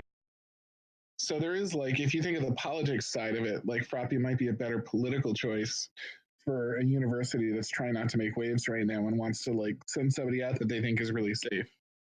And to that point, Uraraka is kind of like mild mannered a little bit, isn't she? I mean, yeah, I mean, like I said before, I'm not saying that they were bad choices. Just for me, it seems kind of weird because like Uraraka and Froppy have gotten a lot of like screen time, like and they've done things like you said before. Uraraka, her quirk is very versatile because she can touch anything and make it weightless. She's capable of doing that to herself. She's shown what she's Uh-huh. capable of lifting. For crying out loud, she in the first season when she was working with Deku, she improvised a special move just to distract Ida from moving the bomb around. Like that's quick thinking. She's quick witted. She's shown that she is capable of listening. She's also shown that she's Mm-hmm. capable of knowing what her weaknesses are. She realized she's really weak in physical combat. She went to Gunhead to learn how to just do self defense and learned really fast. So much to the point that Gunhead martial arts is a switch flip in her head because when it attacks her, she goes into attack mode. So in a real way, you don't have to really worry about Mm-hmm. her if you were to leave her alone, and Froppy as well. If you Mm-hmm. were to leave them alone, they could handle themselves because you don't have to worry about them. I mean, Froppy's shown that And then, she's capable in a tight pinch. She dealt with she helped deal with octopus dudes in her little internship. mm-hmm. And, And at and the same time, when Cready went off and did her internship, didn't she pretty much just pose as a model the whole time? well, her and the other girl with the big hands. Right. So she kind of like, Well, actually, I take that back because yes, she did do positive model, and the main reason why she got picked is because the hero thought she was cute. But I think they did. We didn't see it, but I think they did do some hero work because she definitely did say they were going to go patrol. So I mean, I guess she kind of did hero work. We just didn't get a chance to see it. yeah, but she probably, like, her hero experience probably didn't come out as impressive as the other two. I get that, but I almost feel like if we're looking at it as like experience that that they need. Not saying Mm-hmm. that like Froppy and Uraraka couldn't use more experience because they could sure use more experience. But if you're looking at it from like if you want a No, hero I'm to grow, saying as far as like people, if they're basing it on the people that earned it from their previous hero experience, and Uraraka and Froppy earned Creed, the Creedy didn't get a chance to earn it in the same way, you know? yeah, I get that. I mean, looking for from who earned it, Uraraka and Froppy definitely earned the invitation. I'm not saying that they didn't earn it, as I keep on saying. Like, yeah, Mm. I'm not discounting anything they've done because they've done a lot. For being side Based on characters. their past experience working with other heroes. Yeah, I get that, and I mean their quirks are very versatile in their own way. But it just seems like I guess I was looking at it more like if you want to give a hero who's not really experienced more experience, I think Creativity Mhm. could use it and like But I don't know if their goal is to get more experience for these heroes or if their goal was more of a political move. Cover their butts, get some heroes out there getting experience so that they can show that this is about UA is still just as valuable as ever. But I don't think that they want another bad PR story either. I guess that as well as I could see that, but at the same time, you really can't stop PR stories because we've already seen how aggressive these news Yeah. reporters are, and there But you're hasn't. seeing that. Like episode 1 of this season was them like being really careful and extremely mild mannered like PR story break. And like you're seeing that Eraserhead's going along with Midori to keep him from causing a problem. And you're seeing that they canceled a day of class because they were worried about like an incident. You know what I mean? At the end of episode 5 or whatever. So you're seeing a lot. You're seeing the university take a lot of steps right now to avoid any kind of incident. You know, canceling classes, creating dorms. You know, like being very selectively letting PR people come in, like and barring everybody else. Like all this stuff is done to cover their butts, and it's very possible, even though it's not overtly stated, that their choice of the heroes that they sent out was also to cover their butts. They were like, which of these people is most likely to not create a PR issue? We have to send some people out and show that there's value to going to UA so that we're competitive, but we want to do it without any more bad press because we're like in a lot of trouble right now. I get that, but I guess also where I need to look at it from is from an overall standpoint, and also I guess an Mm-hmm. overview. I mean, Uraraka and Froppy were chosen. I think she even stated this. The girl with the trolling ability. I think she said Mm-hmm. that she saw like their potential, and they also impressed her Mm-hmm. because a lot of the big three chose people who impressed them. Um, Sure, but Bakugo and Icy Hot were chosen. well, they can't go on they can't go on these things because they don't have hero licenses, and the people who win actually have hero licenses. Why didn't Icy Hot have a hero license? He failed the you saw it. He failed the ending part of the exam last season along with Bakugo. Mm. They weren't it was like when they were rescuing people, they were getting docked points, and they just weren't like, I guess like they weren't acting hero like cuz like Icy Hot had his issues with the guy with the wind powers because of his animosity towards his father. And Right. Bakugo, he was just being Bakugo because he was actually having issues with Deku before he had that fight with him in season 3. Mm-hmm. So like he was dealing with All Might retiring, Bakugo was dealing with All Might retiring, also dealing with the fact that in his mind, if he didn't get kidnapped, All Might wouldn't have used all his power. Coming to find out that Deku also was chosen to be given this power, and like Bakugo, as I said before, season 1, I stated like Bakugo has some issues mentally with being inferior. In reality, Mm-hmm. he isn't inferior at all. If anything, Deku's inferior to him. But for whatever reason, like when it comes to Deku, like, it's a really sore spot for him, and I mean we're starting to see that it's starting to not be. But as we can clearly tell, it's still a sore spot for him. But I mean, that was like that was after everything. But before then, he was dealing with a lot of issues on his own, and I'm pretty sure that had a lot to do with the fact that he didn't get a license. He was dealing with a lot on his own. Um, so like at the same time, there was a lot of small things, and I honestly believe, in my honest opinion, story wise, the main reason why I don't think he was given a license and Neil was Todoroki was they didn't want them to be a part of the next arc. That's why honestly believe writing wise is Mm-hmm. why they didn't get licenses, because they would be the ones that would have probably been chosen by the big three, like Deku, Bakugo, and Asta are probably the ones chosen by the big three. Except for the girl, maybe not. Maybe she still would chose Uraraka and Froppy. I don't really know, because I mean they definitely of all the girls, they do stand out because they've done more. Uh, Yeah. like it'd be or actually I guess honestly, probably could be number one because she's done the most on her internship. She helped arrest some people. Uraraka would be number two because Uraraka just like she went patrolling with Gunhead, but I think Gunhead recognized that she had potential and taught her martial arts. I think Jiro Yeah. would be number three because she on her internship, she helped Deaf Arms, which is a terrible name for a hero, by the way. Mm-hmm. She helped Deaf Arms save like arrest some people in a bank robbery. Right. Uh I'm trying to think. I can't think of any other hero, like female hero, the heroine that we've seen. Because Crazy is number four. It's mainly because we don't know what she did on her internship, other than Right. patrol. We don't know what Acid Girl did. Did she even go on an internship? Were there actually heroes in training that didn't go on internships? Or Yeah. Like the guy that eats sugar for strength. I'm pretty sure he didn't go on an internship.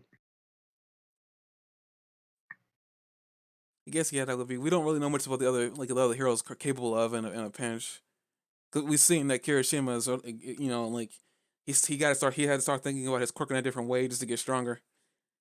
Yeah. But I guess by the way, thinking about that, I guess now that I brought that up, on to the episode with Kirishima being the main character, and like I guess the reasoning for his super move. I know you say you don't really enjoy characters that go in like swinging and brute forcing it, but in the case of Kirishima and how his quirk works, what's your opinion on that whole like I gotta be a wall and I gotta go in, I gotta go all in. I can't just like be strategic with it. What do you think about I that? thought he was pretty strategic about it. I think he had to be a real hero in this episode, and he shown and like showed that he was worthy. I think he was selfless, and threw himself in harm's way to protect somebody. I think that was really cool. I think that he made smart decisions using the powers he had. I think he demonstrated that he's learning new abilities and like improving himself further. I thought he was pretty cool, and I like that his relationship with Bakugo paid off a little bit. You know what I mean? And that like it had some rewards in it because that's a cool like lesson. Do you know what I mean? To have for the kids, I guess. But I thought that was a cool moral like point in the story that like being the guy that seems to be getting along with everybody and got along with Bakugo and stuff like that really paid off.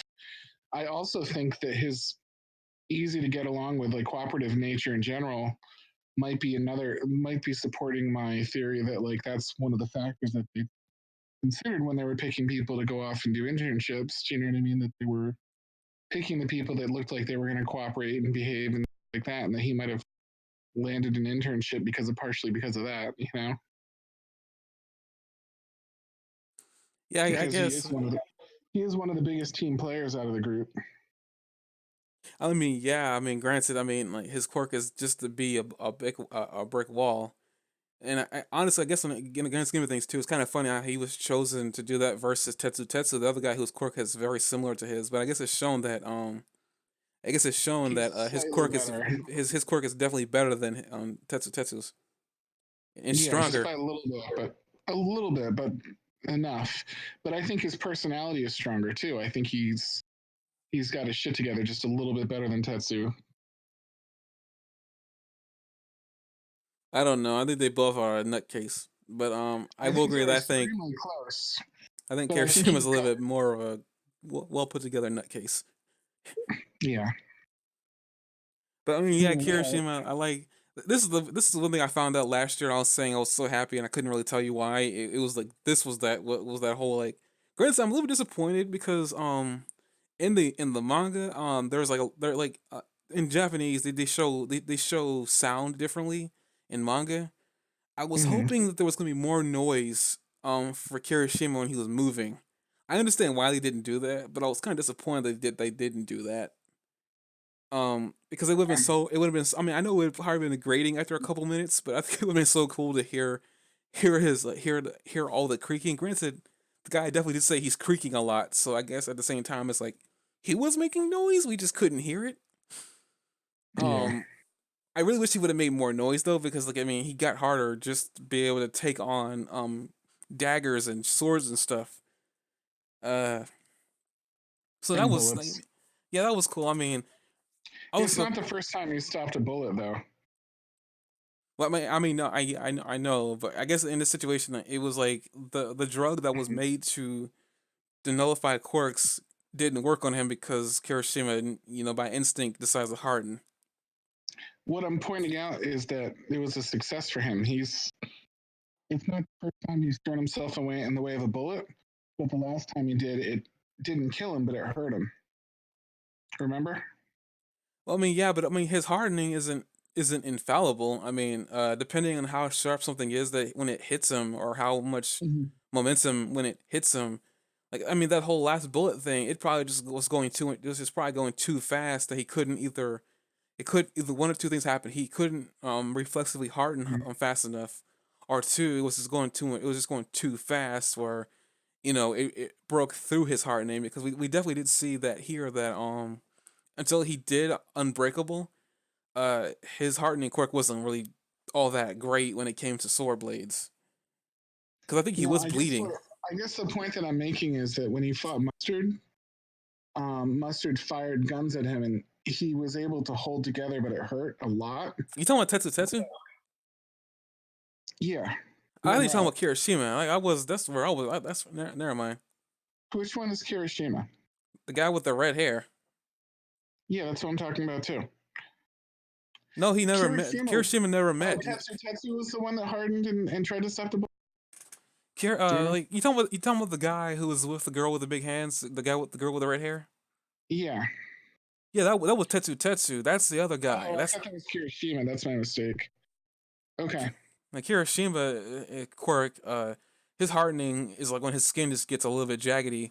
But Tetsu's the one whose skin turns metal. Yeah. Okay, I'm sorry. I thought that was Kirishima in that moment. That's what threw me off. I don't know how. I mean, other than their quirk being similar, that they don't really look alike. Yeah, I didn't have a visual memory of it. I just had like a memory of. I mean, you can also go by his hero how it name, looked. Red Riot. I don't think Tetsu Tetsu even has a hero name that we know about yet. No. I think they don't they call him Full Metal Alchemist? No, Oh. no, we're not doing that joke here, Jock. We're not doing that joke here, Jock. We are not doing that joke here. I swear, they call him Full Alchemist. What's so dope? The serious. But I'm so good at finding your buttons sometimes. But yeah, like I mean, Kirishima, yeah, he definitely did a good job of showing what he was made of, and also it showed that like that's another thing I really do like about Bakugo and his relationship is that it seems like when Kirishima is in a rut, Bakugo, even though as we've seen, Bakugo doesn't really get along with people too often. He doesn't show emotion a lot. I mean, we don't even know if he cares about half the people that he's in there. I mean, the first season he said he doesn't even remember these people's names. I don't think he's ever addressed anybody by name since then. Um, Yeah. but when it comes to like Kirishima, it's like he remembered back in season 2 when he said that he was gonna be his horse that was never gonna back down, and it was Hmm. like you must have forgotten when you told me all that time ago, and he brought up the fact that like if you can't like you just need to like think about it in a different way, be a wall, don't break down, like you gotta be what you say you're gonna be for me, but for everybody else in a way is what he kind of sit there and said is like you may not have a move that allows you to move around quickly, or a move that allows you to punch through walls really freaking fast, or run quickly. You do have value Hmm. as a hero. It's just you just gotta look at your quirk a little bit differently, which is like pretty cool. Like it's even like Kirishima was learning that he can get harder. This is so wrong, but he, he can get harder than he currently is. You gotta have balls of steel. Yeah, I got you. This is so wrong. Why? Everybody just wants to get harder. I understand. Oh dear God! But he's reached Unbreakable, which he can only hold for 30 seconds. And apparently he plans to get like to train that so he can hold it for longer. I wonder what the max is Yeah. gonna be for that ability, like in terms of like Unbreakable. Is he gonna be able to hold it for like an hour or He's something? just gotta he's just gotta find a way to stay the hardest he can for as long as possible. Dear God. What? And that's not what you meant, but still. Out of What? context. I don't know what you're talking about. Why is Kirishima's quirk a dick joke? I'm sorry. It really is though. When you really think about it, his quirk is a dick joke. I mean, let's face it. Like, Red Riot's a great porn name. Dear God. Oh no. Moving on. Last episode that we watched. Back to what we came back to. Like they had a meeting. Like Jock said, hour like minutes ago in this video. They called the UA students away from their daily activities to talk about what they're gonna do with Overhaul. Because Overhaul is starting to make moves and waves in the world now, in the underground world anyway. They've learned that apparently he's manufacturing a drug that can potentially take away your quirk. Um, Hmm. and they compared it to Eraserhead's ability, but I think that's why they brought in Eraserhead so he can confirm that the bullet or whatever they're using isn't similar to what he does because he has to look at them and he just disables it. He doesn't damage the quirk genes is what they're calling it, the quirk genes. Hmm. He doesn't directly damage it, but this bullet does. But apparently you can heal from it as long as you don't get too damaged. Because Sun Eater got hit with a bullet and he just slipped it away, got his quirk back. When I was watching this with Jesse, all I could think of shoot them.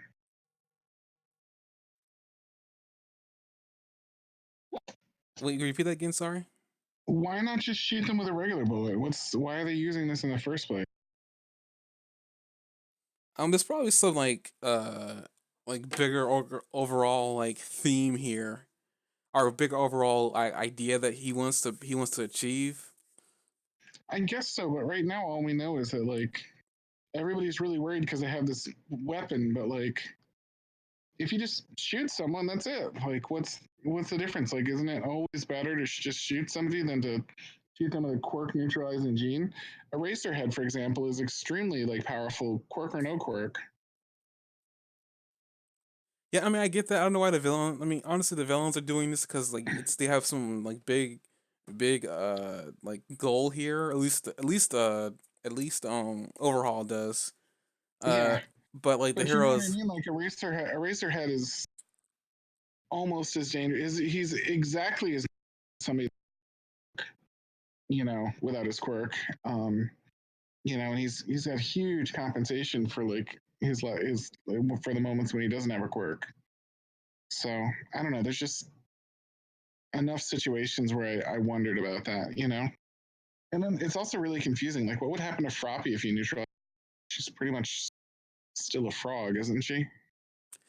And my idea, I think. Well, here's the thing: she's got frog attributes, but as we can tell, like her feet aren't big. The only really thing about her is that her ligaments seem to be longer than normal people.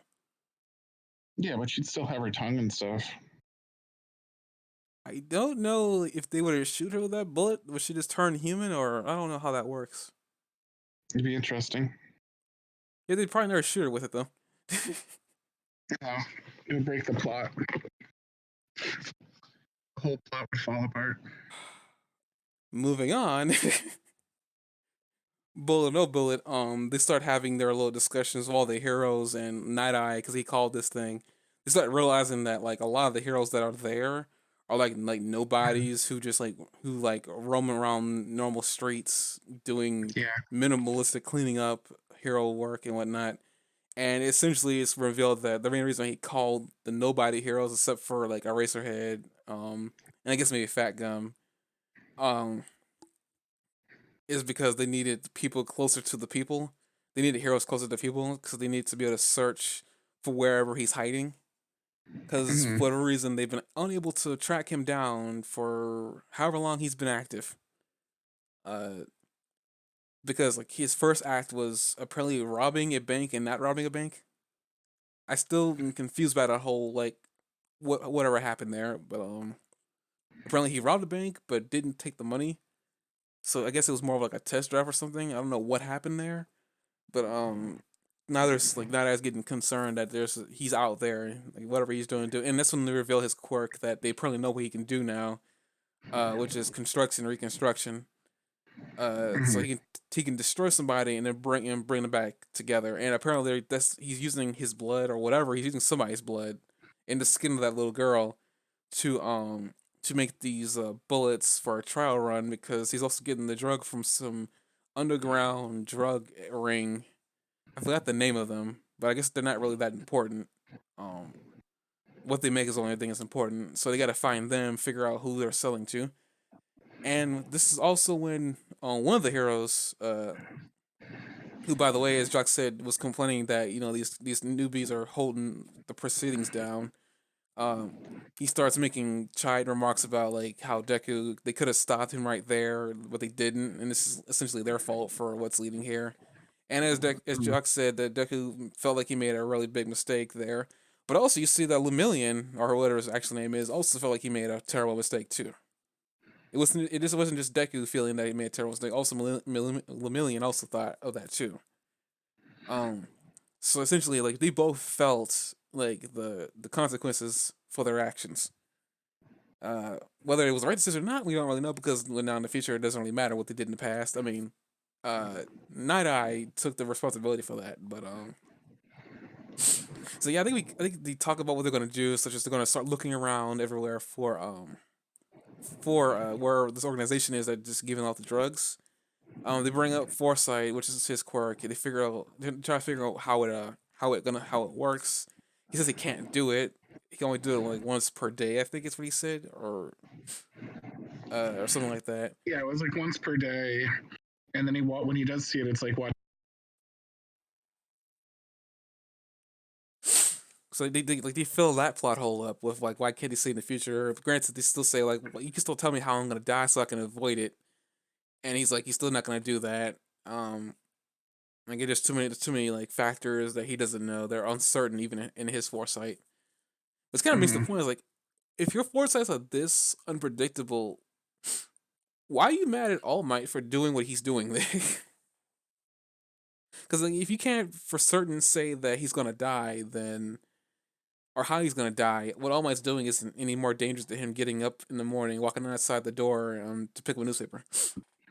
I mean, All might also just be like, probably will die, but like, I'm gonna save a lot of people first, and that's worth it to me, you know?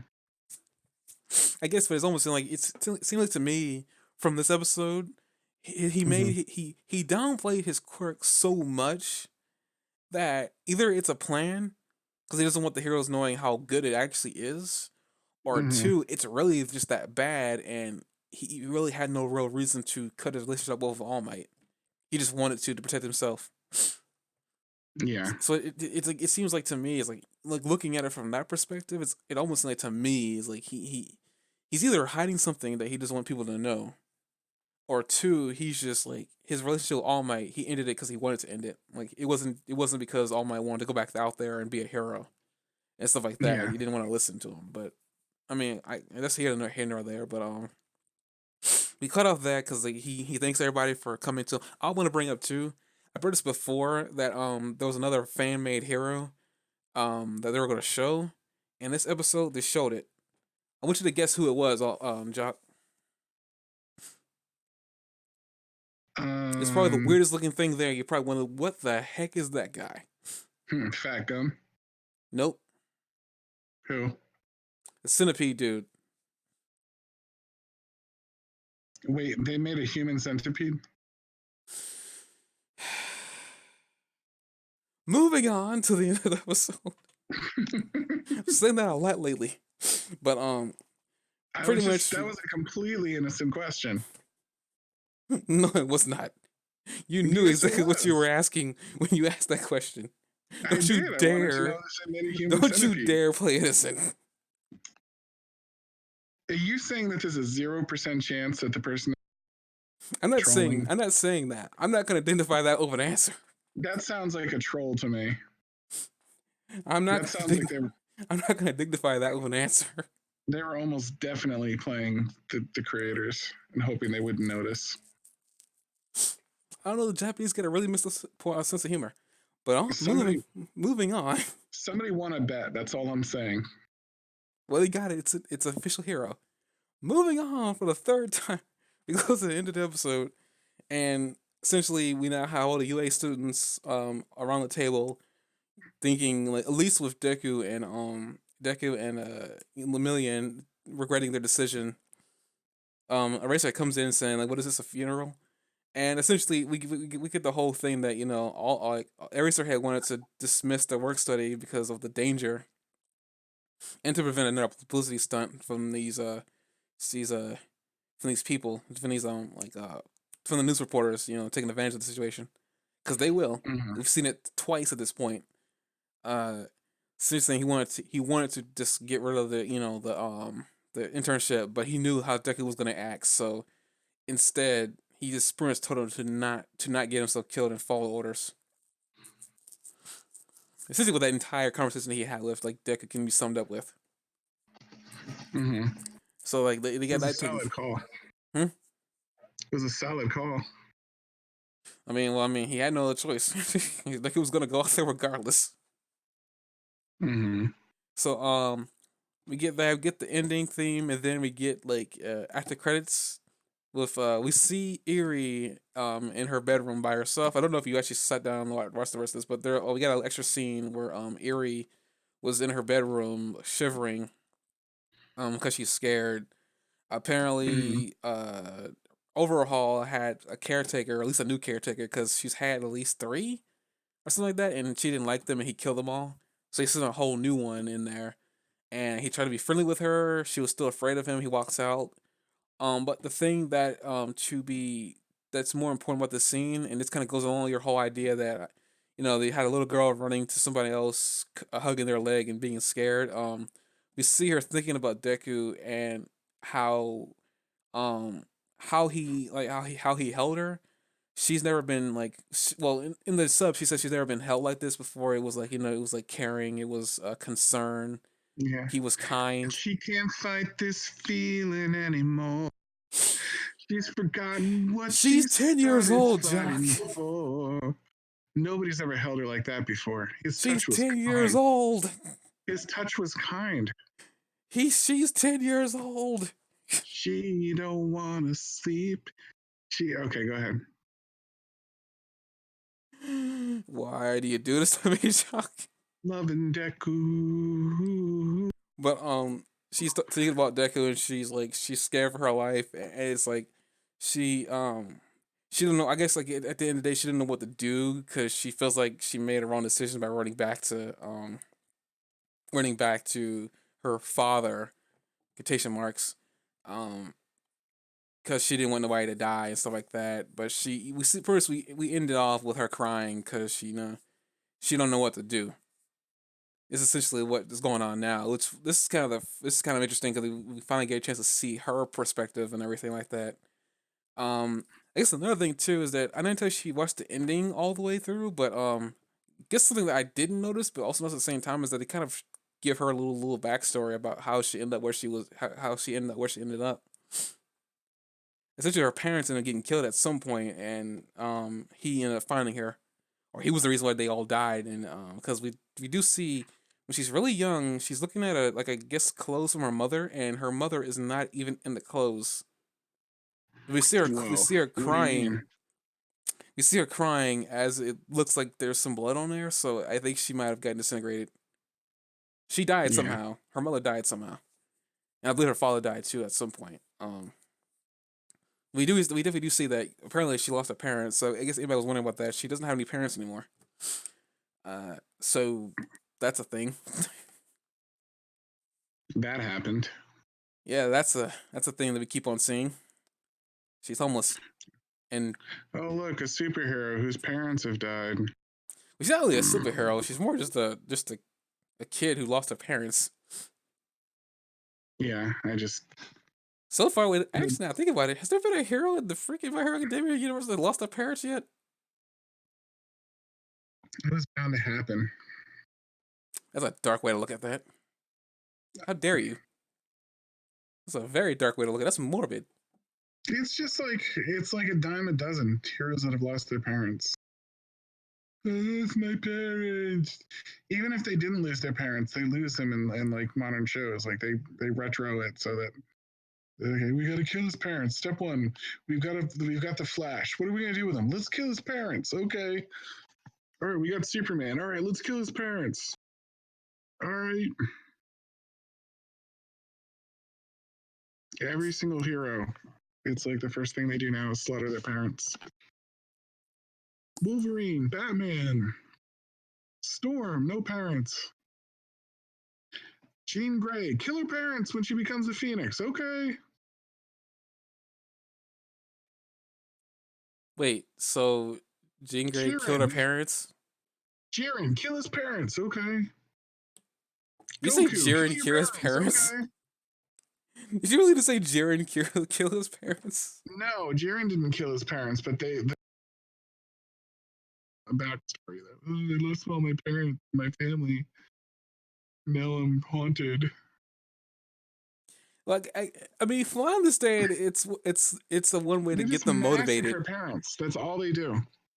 I mean, it's the way to get them motivated, Yeah, for them to grow to be the person they need to be in the yeah. future.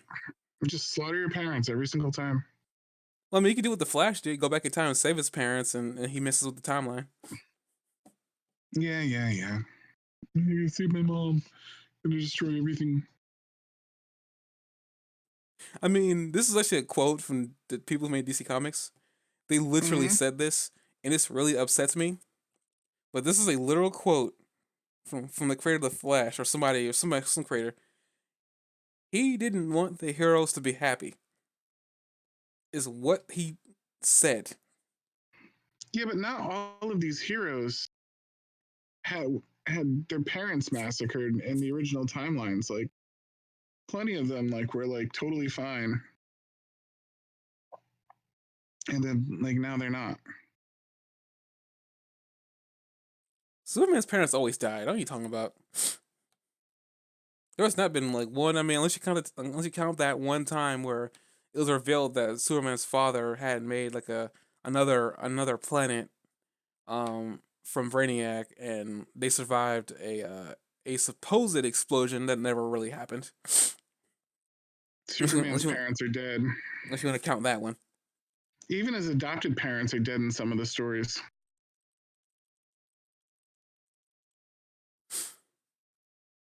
Well, I'm talking about his biological parents, not the ones that took him in when he came to Earth.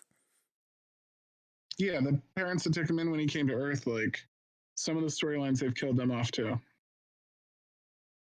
Not a lot of them. The ones I've seen, they've always been alive. The closest thing I would say to that is the one time they killed his adoptive mother. Mm. But even that was ridiculous because um speaking of mothers in DC, Yeah. at least with Superman What's and your Batman. favorite thing about Spider-Man's dad? No, because every time that we talk about Spider Man, it's always Uncle Ben. And Aunt May, right? Well, Aunt May always survives. She never got him killed. Okay, but what about his mom? Where's his mom? They've never really talked about that because we don't know, and Oh, nobody really cares okay. about that. I mean, the closest thing that I actually did research on this too, just to find out about his parents. The Mm-hmm. closest thing we ever talked about, even in the movies, they've hinted at this for whatever reason, is Mm-hmm. that we found out apparently his parents might have been secret agents slash scientists or something like that. Like they were involved in a lot of like top secret government agency stuff. So they were never around, which is why like he grew up with his uncle Ben and Aunt May because like they were the closest thing to family that he had when because they were never around. Mm-hmm. Mm-hmm. So essentially, yeah, canonically they were killed off. Yeah. But Huh. but you can say it was different because it was his uncle that died that turned him into a hero. It just seems like there's a lot of dead parents here. Like I said before, they just don't want them to be happy. I don't know the real reasoning behind that Mm-hmm. sentence, but for whatever reason, they just don't want them to be happy. They just don't. I mean, you want to talk about cataclysmic time altering things? Spider-Man met the devil and made a deal with him to reverse time because they killed his wife. So like,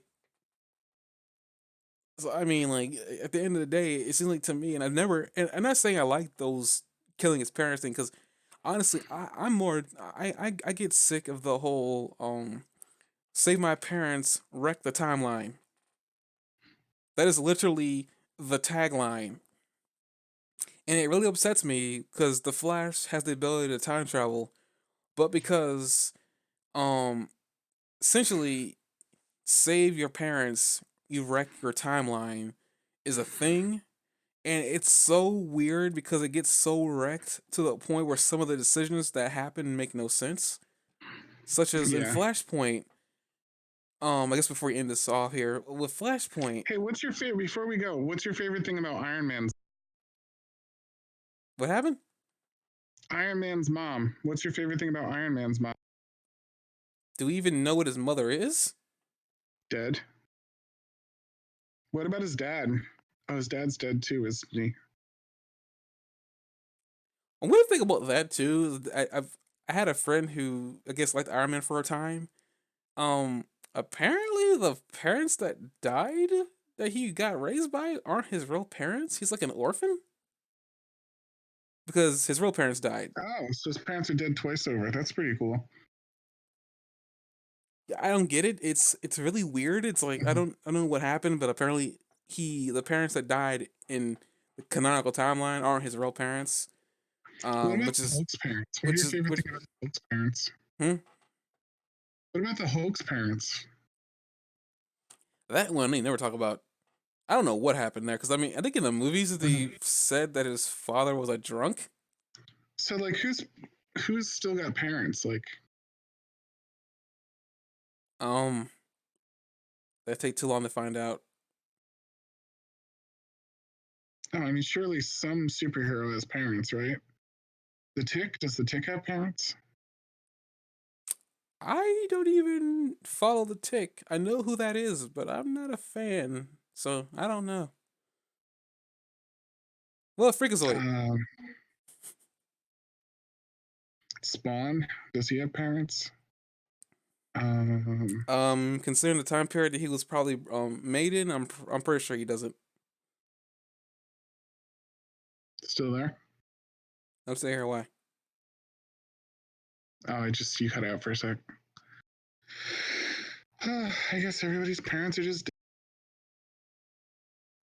I mean, I'm pretty sure it is probably some. I mean, Thor. What about Thor? Uh, who's Thor's mom? His mom dies in the MCU, and Zeus's death is like pivotal to the storyline. Like Zeus dies in various storylines to make Ragnarok happen. But for most of the storyline, he was there. He was still alive. Haha, loophole. Yeah, he spends a lot of time asleep too. Zeus spends a lot of time asleep. That seems weird. What do you mean? If he's that important to Ragnarok, why does he do more before Ragnarok That's what happens? he has to go in his sleep to prolong his life or something, and he's vulnerable, which is like the point where like everybody attacks him. Every time Zeus takes a nap, it opens up a big plot line. And with that, we're going to end this off here. Okay. I think it's a good place to end it. I mean, open up a plot line, opening up the end of the episode, considering that you're yawning and you probably gotta get to sleep soon. So Yeah, we're I'm gonna end it tired. off. We're gonna end it off here. We'll just come back for the next 3 episodes or whatever happens next. See ya.